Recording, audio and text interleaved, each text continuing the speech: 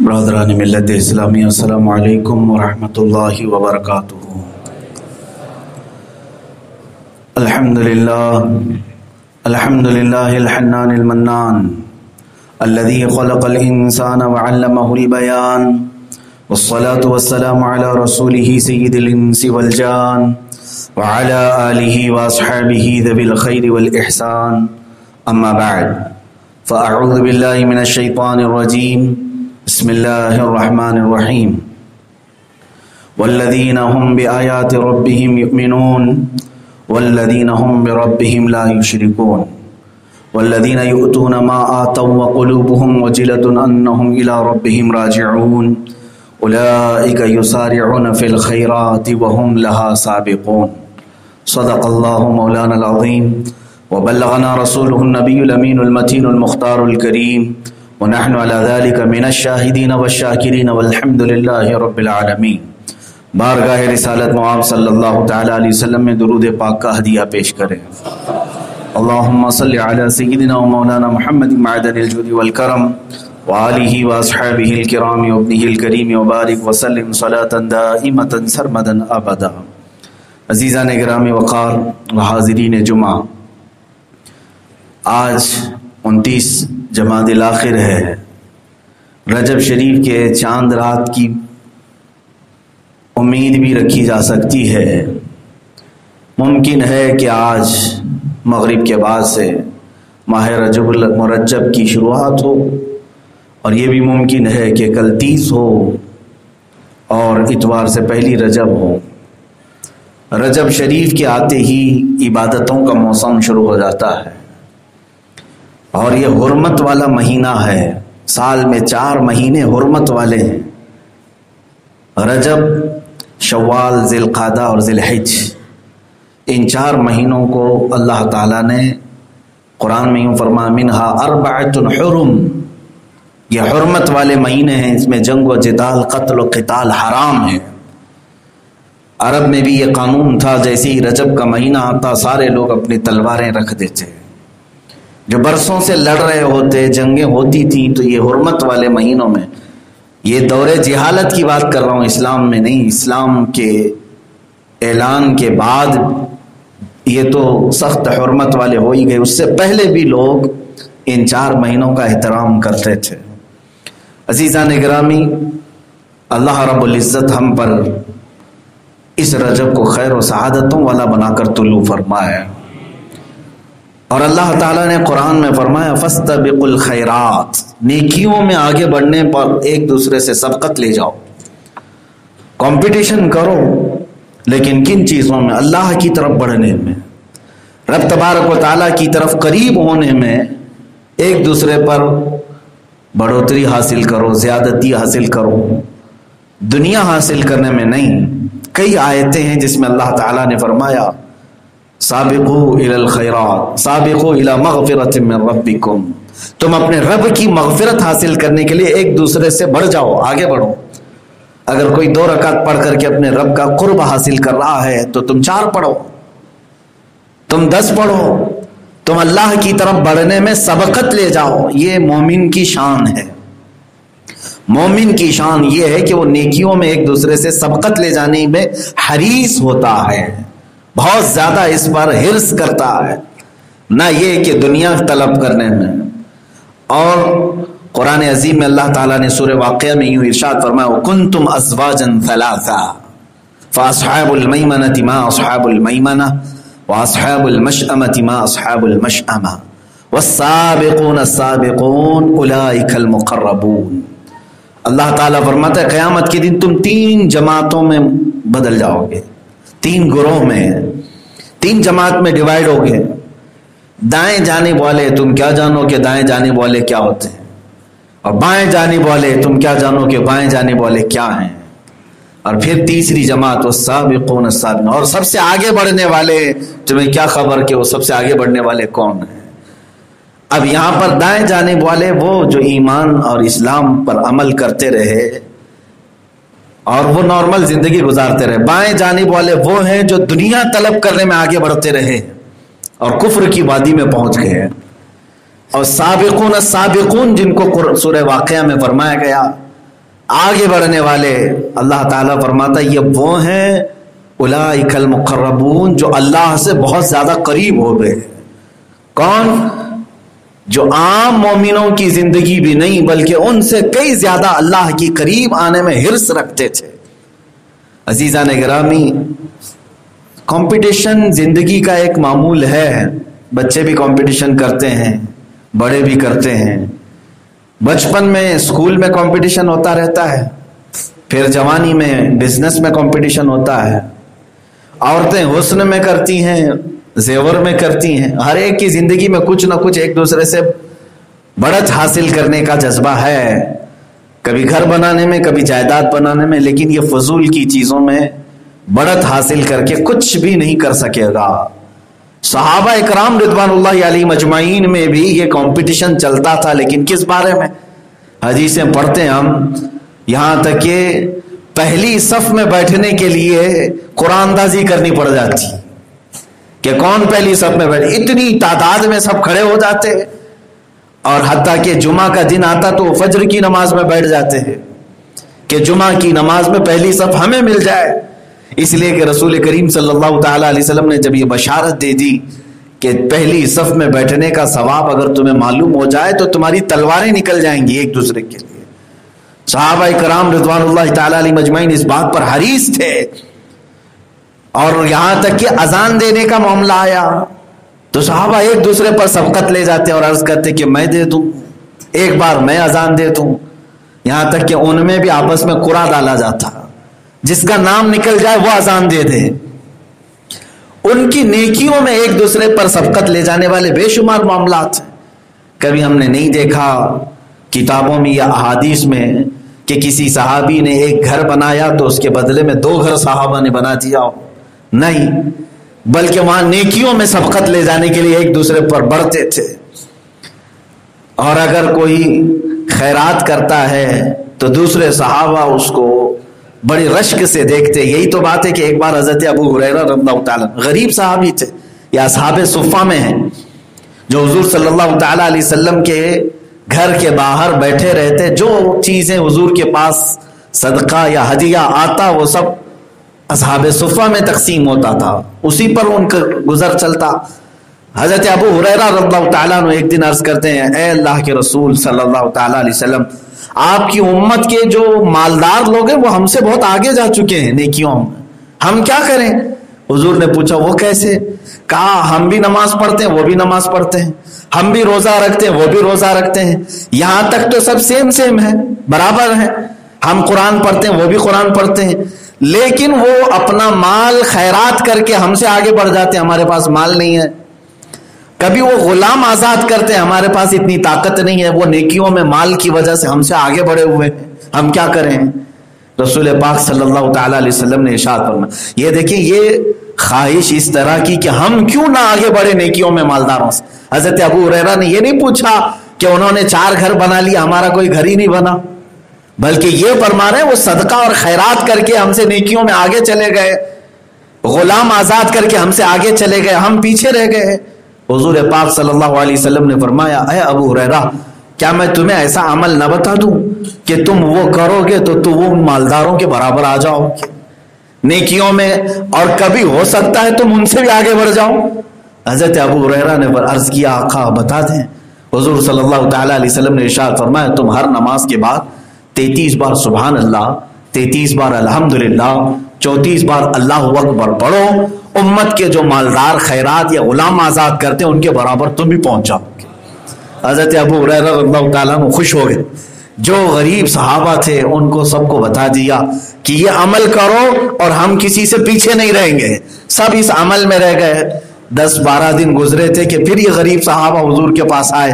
کہا، یا رسول اللہ صلی اللہ تعالیٰ علیہ وسلم، ہم کو تو آپ نے یہ عمل بتایا اور ان مالداروں کو بھی یہ عمل پتہ چل گیا، وہ بھی کرنے لگ گئے ہیں، وہ خیرات بھی کر رہے ہیں، غلام آزاد بھی کر رہے ہیں اور یہ وظیفہ بھی پڑھ رہے ہیں.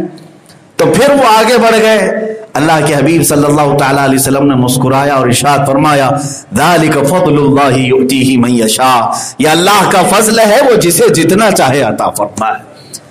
عزیزان گرامی وقار، یہ صحابہ اکرام کا جذبہ تھا ایک دوسرے سے آگے بڑھنے کا.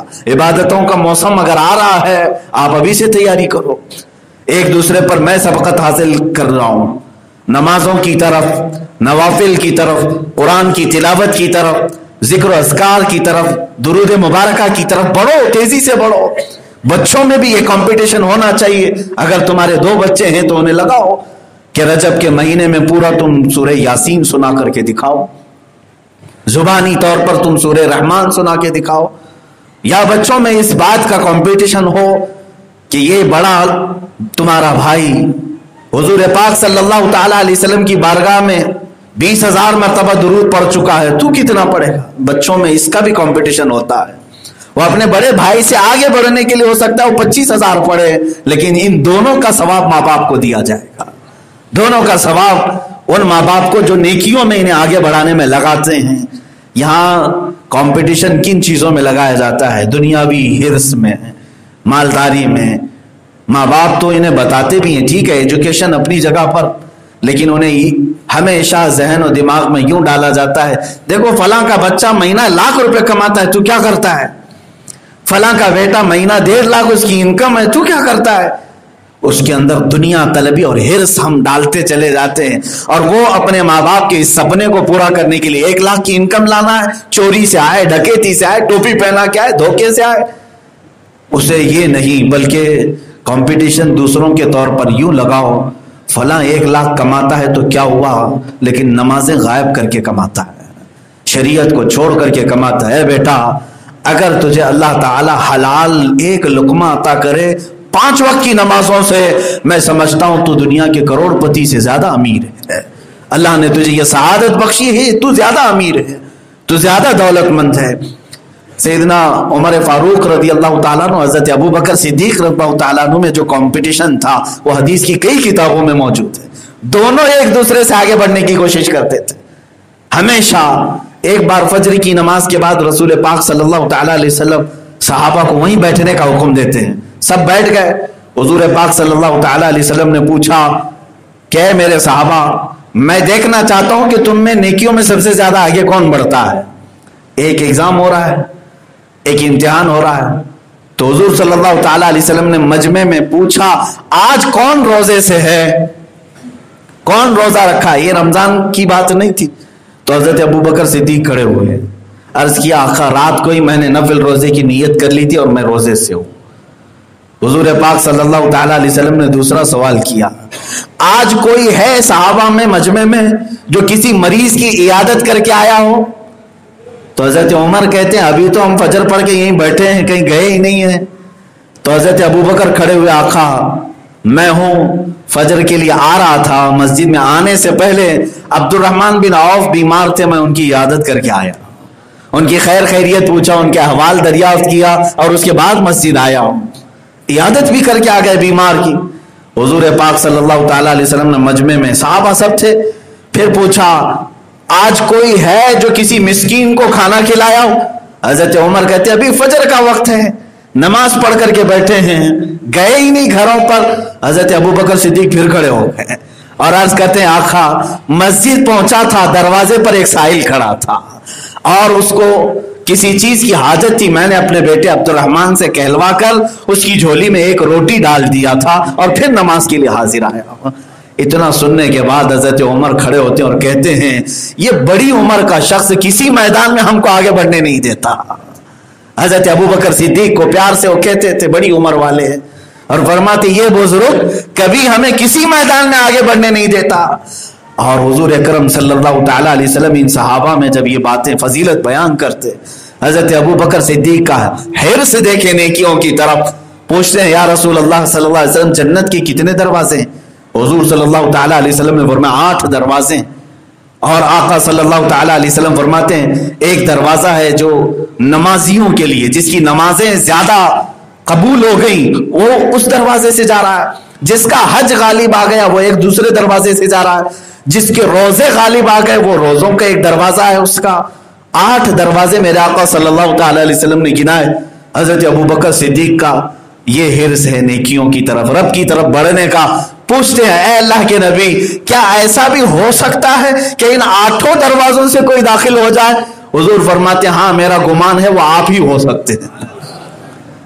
حضور اکرم صلی اللہ تعالی علیہ وسلم فرماتے ہیں وہ آپ ہو سکتے ہیں کہ 8 دروازے سے ابو بکر تم داخل ہو سکتے ہو. عزیزان گرامی وقار، وہ صحابہ اکرام کا جو معاشرہ تھا ایک دوسرے میں سبقت لے جانے کا، یہاں تک کہ حضور اکرم صلی اللہ تعالی علیہ وسلم کے دفاع کی بات آتی، ڈیفنس کی بات آتی. عبداللہ ابن مسعود رضی اللہ تعالی صحابی فرماتے ہیں جنگ بدر میں حضور صلی اللہ تعالی علیہ وسلم آخری رات ہے، کل جنگ ہونی ہے. رات کے وقت حضور صحابہ کو جمع کر کے پوچھتے ہیں اب بھی تمہارے پاس وقت ہے، تم چاہو تو مدینے واپس چلے جاؤ، ہو سکتا ہے گھمسان کی جنگ ہو، اس لیے کہ کفار بڑی تعداد میں آ گئے. جو اپنا مال، اپنے اولاد، اپنی تمام چیزوں کو بچانا چاہے وہ جا سکتا ہے، تم کیا مشورہ دیتے ہو؟ ایک صحابی حضرت مقداد بن اسود رضی اللہ تعالیٰ کھڑے ہوتے، عرض کرتے ہیں آقا ہم بنی اسرائیل میں سے نہیں ہیں. بنی اسرائیل کیا کیے تھے معلوم ہے؟ موسیٰ علیہ السلام کا ایک قوم سے مقابلہ ہو گیا تھا. قوم جبارین بڑی قوم تھی، بڑے لمبے چوڑے لوگ تھے، اور اس زمانے میں وہ بہت ظلم کرتے تھے. ان سے مقابلہ کرنا تھا حضرت موسیٰ علیہ السلام کو اور ان کی ایمان والی جماعت کو، بنی اسرائیل. تو حضرت موسیٰ علیہ السلام نے ان کو بلایا چلو قوم جبارین سے لڑتے ہیں اور انہیں مات دیتے ہیں. تو بنی اسرائیل نے کیا کہا تھا؟ وہ قرآن میں ہے اذهبا انت وربك فقاتلا اننا هاهنا قاعدون. اے موسیٰ آپ اور آپ کے بھائی حضرت ہارون آپ دونوں جاؤ، آپ کا رب آپ کے ساتھ ہے، ہم یہاں بیٹھ کر کے دیکھیں گے کہ آپ لوگ لڑتے کیسے ہیں. یہ کون کہا تھا؟ بنی اسرائیل نے کہا تھا اپنے نبی کو قوم جبارین سے اے موسیٰ علیہ السلام آپ اور آپ کے بھائی جا کر کے لڑیں، جنگ کریں، ہم دیکھیں گے یہاں بیٹھ کر کے کہ آپ لڑتے کیسے ہیں. یہ بنی اسرائیل تھے. تو حضرت مقداد بن اسود جنگ بدر میں حضور صلی اللہ تعالی علیہ وسلم کے سوال کرنے پر کہ کون یہاں رہے گا کون جائے گا، عرض کرتے ہیں آقا ہم بنی اسرائیل نہیں جو یہ کہیں گے اے رسول پاک آپ جائیں اور لڑیں، بلکہ کہتے ہیں اے اللہ کے نبی ہم آپ کے آگے سے لڑیں گے، آپ کے دائیں سے لڑیں گے، آپ کے بائیں سے لڑیں گے، پیچھے سے لڑیں گے، یہاں تک کہ دشمن کا ایک تیر بھی آپ تک نہیں آنے دیں گے، اور اگر آپ تک کوئی آتا ہے تو وہ ہماری لاشوں کو روند کر کے آئے گا. یا حضرت مقداد بن اسود نے کہا حضور صلی اللہ تعالیٰ علیہ وسلم خوش ہوئے اور اللہ تعالیٰ کی طرف سے انہیں بشارت سنائی صرف اس جذبے کی وجہ سے. آپ سنیں حضرت عبداللہ ابن مسعود اس جنگ میں تھے، وہ زندگی پر کہتے ہیں کاش اللہ تعالیٰ مقداد بن اسود کی زبان میری زبان میں رکھا ہوتا، میرے منہ میں رکھا ہوتا، اور جنگ بدر کی رات میرے بھائی مقداد نے جو جملے کہے تھے ایک بار میں کہا ہوتا تو آج فخر کر رہا ہوتا. یعنی ان باتوں پر بھی وہ ایک دوسرے پر سبقت لے جانے کی کوشش کرتے اور نیکیوں پر دوسروں کے لیے رشک کرتے. اور ایک دو چیزیں جو نیکیوں میں بڑھنے کی ہیں، حضرت ابو بکر حضرت عمر رضی اللہ تعالیٰ دونوں حضور صلی اللہ تعالیٰ علیہ وسلم کے ساتھ رات میں جا رہے تھے، اور رات کے وقت حضرت عبداللہ ابن مسعود یہی صحابی نماز پڑھ رہے تھے اپنے گھر میں، قرآن کی تلاوت بلند آواز سے کر رہے تھے. حضور رک گئے، باہر رکے. جب عبداللہ ابن مسعود رکوع میں گئے تو خوش ہو کر کے کہا اے ابو بکر عمر بشارت ہے عبداللہ ابن مسعود کو وہ جو مانگے اللہ آج قبول کرے گا، جو مانگے وہ اللہ قبول کرے گا. حضرت ابو بکر اور عمر ساتھ میں تھے اور رات کو واپس آ گئے.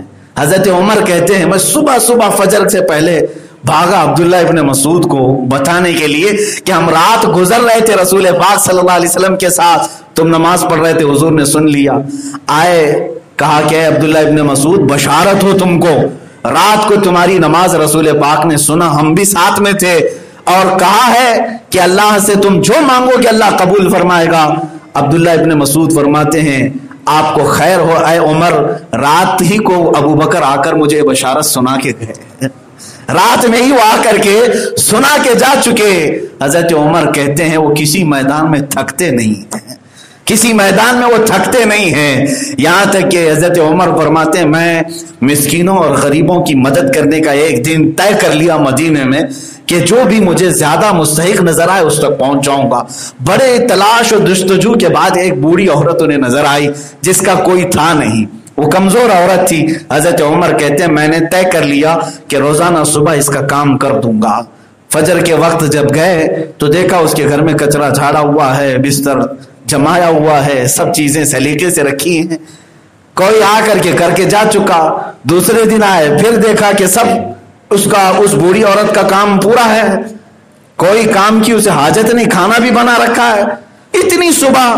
تیسرے دن حضرت عمر کہتے ہیں فجر سے پہلے میں جا کر کے اس بوڑھی عورت کے گھر کے پاس کھڑا رہا، دیکھا اذان ہونے سے پہلے ایک شخص چادر منہ پر ڈالے ہوئے گھر سے نکل رہا ہے، کچرا سب جھاڑ کر کے۔ میں نے اس کی چادر کھینچی، دیکھا وہ ابو بکر صدیق تھے، ابو بکر صدیق تھے۔ حضرت عمر کہتے ہیں اس بات پر نہیں، ایک بار رسول کریم صلی اللہ تعالی علیہ وسلم نے اعلان فرمایا کہ ہے کوئی میرے صحابہ میں جو اللہ اس کے رسول کے لیے اپنا مال وقف کرے؟ حضرت عمر اپنے گھر آئے اور اپنے گھر والوں سے کہا آج ابو بکر سے آگے بڑھنے کا بہترین موقع ہے میرے پاس، یہ ہے کمپٹیشن، دنیا داری میں نہیں۔ کہتے ہیں پورا مال جمع کر کے آدھا آدھا کر دیا۔ اس وقت تو 2.5% زکوٰۃ تھی نا، آج بھی 2.5، 100 روپے ہیں تو 2.5 زکوٰۃ کے طور پر۔ حضرت عمر نے آدھا کر دیا، 50-50، آدھا اپنے گھر میں رکھا اور لے کر حضور کی بارگاہ میں آئے، یہ سوچتے ہوئے کہ سارے صحابہ میں سب سے زیادہ مال آپ لے کر کے آئے۔ لیکن وہاں پہنچے تو پتا چلا حضرت ابو بکر پورا ہی لے کے آئے ہوئے تھے، پورے گھر کا لے کر کے آئے تھے۔ حضور صلی اللہ تعالی علیہ وسلم نے حضرت عمر سے پوچھا کتنا لے کے آئے ہو؟ کہا میں آدھا لے کے آیا ہوں۔ گھر میں کیا چھوڑا ہے؟ کہا آدھا چھوڑ آیا، آدھا گھر والوں کے لیے۔ حضرت ابو بکر سے پوچھا تم کتنا لائے؟ کہا یا رسول اللہ صلی اللہ علیہ وسلم پورا لے کر آئے۔ گھر میں کیا چھوڑا ہے؟ کہا اللہ اس کے رسول کو چھوڑا ہے۔ حضرت عمر کا ایک تاریخی جملہ ہے، کہتے ہیں واللہ لن اقدمک یا ابا بکر، قسم خدا کی ہے ابو بکر میں کبھی تم سے آگے نہیں جا سکتا، کبھی تم سے آگے نہیں جا سکتا۔ عزیزان گرامی وقار صحابہ کرام رضوان اللہ تعالی علیہم اجمعین میں یہ معاملہ تھے۔ جنگ بدر میں جانے سے پہلے ایک رات میں جھگڑا ہو رہا ہے، ایک گھر میں جھگڑا ہو رہا ہے، کس میں؟ باپ اور بیٹے میں۔ کس بات پر؟ بیٹا جوان ہے، باپ بوڑھا ہو چکا ہے، صحابہ ہیں دونوں، اور دونوں اس بات پر جھگڑا کر رہے ہیں کہ گھر میں ایک کا رہنا ضروری ہے اور ہم رسول پاک صلی اللہ تعالی علیہ وسلم کے دفاع کے لیے میدان میں جانا چاہتے ہیں۔ بیٹا کہتا میرا حق زیادہ ہے، باپ کہتا میرا حق زیادہ ہے۔ دونوں کا یہ آپس میں چلتا رہا معاملہ، یہاں تک کہ قرآن اندازی کی، قرآن میں بیٹے کا نام نکلا، کہا کہ نہیں حضور کے پاس چلتے ہیں، میں یہ قرآن کو چھوڑتا ہوں، حضور صلی اللہ علیہ وسلم کے پاس جاؤں گا۔ اپنی فضیلت بتائی، کہا کہ یا رسول اللہ صلی اللہ علیہ وسلم مجھے اتنی جنگوں کا تجربہ ہے، فلاں فلاں جگہ گیا ہوں، میری عمر آج ان تمام مشاقی میں گزر گئی، یہ تو ابھی بچہ ہے میرا، جوان ہے، میں زیادہ کام آؤں گا تجربے کے اعتبار سے۔ بیٹے نے اپنی فضیلت بیان کی، کہا اے اللہ کے نبی میدان جنگ میں بہادر اور طاقتور شہسوار کام آتے ہیں، ان کی عمر زیادہ ہو گئی ہے، اگر یہ تھک گئے تو کئی لوگوں کو مصیبت میں ڈال سکتے ہیں، اگر یہ کمزور ہو گئے تو انہیں اٹھا کر کون لائے گا، فلاں فلاں۔ باپ اور بیٹے ایک دوسرے کے متعلق عرض کر رہے ہیں، کن باتوں میں؟ رسول اللہ کے ڈیفنس میں۔ حضور صلی اللہ تعالی علیہ وسلم وحی کے ذریعے سے فرماتے ہیں اللہ رب العزت کا حکم یہ ہے کہ یہ بیٹا بدر میں جائے گا، باپ اپنے گھر کی نگہبانی کرے گا۔ آپ کی عمر ہو گئی، آپ گھر میں نگہبانی کریں۔ چیخ مار کر کے وہ صحابی رونے لگے، اے اللہ اس بڑھاپے نے مجھے رسول اللہ سے دور کر دیا، اس بڑی نیکی کو حاصل کرنے سے اس بڑھاپے نے مجھے دور کر دیا، کاش میں جوان ہوتا تو آج رسول پاک کے ساتھ جا رہا ہوتا۔ عزیزان گرامی وقار، ان کی یہ تمنائیں تھی جو نیکیوں میں آگے بڑھنے کے لیے تھی۔ اللہ نے تمہارے پاس جوانی عطا کی ہے، طاقت ہے، قوت ہے، اور جس کے پاس مال ہے تم رکھے رہ گئے اسی طرح سے، اور ایک وقت آئے گا جب تم پچھتاؤ گے میرے پاس فلاں فلاں سب چیزیں تھی، کاش میں سب خیرات کیا ہوتا، حشر کے میدان میں اونچی گردن کے ساتھ فخر کر رہا ہوتا، سب کے سامنے فخر کر رہا ہوتا۔ بے شمار اس طرح کے صحابہ کرام کے بھی معاملات ہیں، امت کے اہل اللہ بھی ایسے ہیں جو نیکیوں میں سبقت لے جانے کی کوشش کرتے تھے۔ آج ہمارے حالات ایسے ہو گئے کہ ہم بچوں کو دیکھتے ہیں، نوجوانوں کو دیکھتے ہیں، وہ کن چیزوں میں سبقت لے جانا چاہتے ہیں۔ پڑوس کے بچے نے بائک لی ہے تو باپ سے بچہ لڑ رہا ہے میرے گھر میں بائک کیوں نہیں آئی، پڑوس کے بچے نے موبائل لیا ہے تو میرے ہاتھ میں موبائل نہیں، فلاں کے بیٹے کو اس کے باپ نے موبائل دلایا ہے، اس کے پاس آئی فون ہے، میرے پاس کچھ بھی نہیں ہے۔ یہ بچوں کا کمپٹیشن ہے آج، گاڑی میں، موبائل میں، گیم میں، کپڑوں میں، انہی میں کمپٹیشن ہے۔ فلاں نے اتنے قسم کے اتنے مہنگے جوتے خریدے، میرے پاس تو چپل ہی ہے۔ یاد رکھو دنیا دیکھتے رہو گے تو ہمیشہ تم حریص رہ جاؤ گے، کبھی سکون کی دولت نہیں ملے گی، نا شکرے بن کر کے دنیا سے جاؤ گے، اس لیے کہ دنیا کبھی تمہیں سیراب ہونے نہیں دیتی، کبھی نہیں۔ حضور اکرم صلی اللہ تعالی علیہ وسلم کا فرمان عالی شان ہے، فرماتے ہیں اثنان لا یشبعان، دو لوگ ایسے ہیں جن کا پیٹ کبھی نہیں بھر سکتا، ایک علم حاصل کرنے والا اور ایک دنیا حاصل کرنے والا۔ دنیا کی طلب ایسی ہے کہ تمہارا پیٹ صرف قبر کی مٹی بھر سکتی ہے، تمہاری خواہشات کبھی نہیں ختم ہوں گی، اس لیے دنیا میں اپنے سے بڑے کو نہ دیکھنا بلکہ اپنے سے چھوٹے کو دیکھنا۔ شیخ سعدی رحمۃ اللہ تعالی علیہ فرماتے ہیں جامع مسجد میں نماز پڑھنے کے لیے گیا تو میری چپل چوری ہو گئی، چپل چلی گئی یا پھر چپل ختم ہو گئی تھی، تو چلتے چلتے آپ ایک دوسری مسجد میں آئے، پیروں میں کنکریاں چوب گئیں، آبلے پڑ گئے دھوپ کی شدت کی وجہ سے، رونے لگے مسجد میں بیٹھ کر کے اللہ میں اتنا محتاج ہو گیا کہ آج چپل بھی خرید نہیں سکتا، سیاحت میں تھے مال نہیں تھا۔ فرماتے ہیں کہ میں سجدے میں رو کر کے باہر نکلا تو مسجد کے دروازے پر ایک پیر کٹا ہوا آدمی بیٹھا تھا جس کے دونوں پیر ہی نہیں تھے، تو دل نے یہ جھنجھوڑا کہ صرف تیرے چپل گئی ہیں اس کے تو پیر ہی نہیں ہیں، پھر بھی وہ خاموش بیٹھا ہوا ہے۔ واپس دوڑے ہوئے مسجد میں آئے، عرض کیا مولا میری شکایت کو معاف کر دے، تو نے پیر تو سلامت عطا کیے ہیں، پیر سلامت عطا کیے ہیں، سر سلامت تو پگڑی ہزار کہا جاتا ہے۔ عزیزان گرامی وقار، اسی طرح سے جو دنیا کے حرص میں رہتے ہیں وہ کبھی سیراب نہیں ہوتے، شکایت پہ شکایت ہی کرتے رہتے۔ عورتوں کو ہم نے دیکھا ہے ایسی ایسی شکایتیں اپنے شوہروں کے متعلق لے کر آتی ہیں کہ ولا مجھے میرے شوہر ایسا کرتا ہے ویسا کرتا ہے۔ میں اکثر عورتوں سے کہتا ہوں فرعون تو نہیں ہے تمہارا شوہر کہ تمہیں سلا کر کے تمہارے ہتھیلیوں میں کیل ٹھوکتا ہے یا پھر تمہارے بالوں سے چھت پہ لٹکاتا ہے۔ وہ سیدہ آسیہ تھی جن کا شوہر فرعون تھا اور انہیں سخت ترین ظلم دیتا تھا، تب بھی وہ حضرت آسیہ کہتی تھی آمنت برب موسیٰ و ہارون، میں موسیٰ اور اس کے ہارون کے رب پر ایمان رکھتی ہوں۔ وہ اس وقت بھی ایمان کو ساتھ رکھتی تھی۔